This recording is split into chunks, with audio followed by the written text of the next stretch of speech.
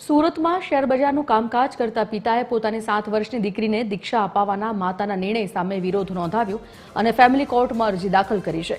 માતા આગામી 8મી ફેબ્રુઆરીએ મુંબઈમાં યોજાનારા સામૂહિક દીક્ષા મહોત્સવમાં દીકરીને દીક્ષા અપાવવા માટે અડગ છે। 6 વર્ષ 9 મહિનાની આ દીકરી સૌથી નાની મુમુક્ષ હોવાનું કહેવાય છે। વિવાદને પગલે માતા દીકરીને લઈને છેલ્લા 6 મહિનાથી અલગ રહે છે।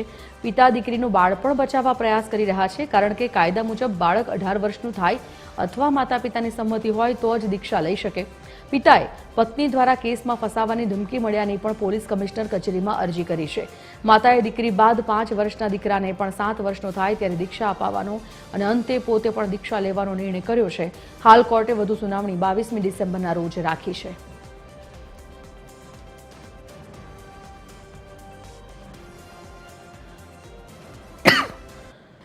હવે 8/2 દીક્ષા યોજાવાની છે મુંબઈ મુકામે, જેની અંદર દીક્ષાઓ છે 63 અને એમાંથી સૌથી નાની ઉંમરની દીકરી 7 વર્ષની આ છે, જેની ઉંમર પૂરી 7 વર્ષ નથી। પિતાને બિલકુલ ઈચ્છા નથી કે મારી દીકરી દીક્ષા લે, પરંતુ માતાની જીદના કારણે જબરજસ્તીથી માતા દીક્ષા અપાવી રહી છે। પરંતુ પિતા આ કેસની અંદર નારાજ હોય સુરત ફેમિલી કોર્ટની અંદર સ્ટે લેવા માટે નામદાર કોર્ટની અંદર અરજી કરેલી છે। બાળક હાલ પહેલા ધોરણની અંદર અભ્યાસ કરતું હતું, તેને પણ ઉઠાવી લેવામાં આવ્યું છે।